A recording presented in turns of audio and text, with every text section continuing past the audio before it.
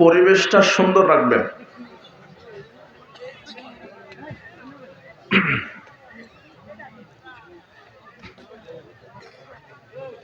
ওই যে আরো ভাইরা ওখানে দাঁড়িয়ে আছে, যদি প্রয়োজন হয় তাহলে বসতে হবে, না হলে এখান থেকে চলে যেতে হবে। আর ওই যে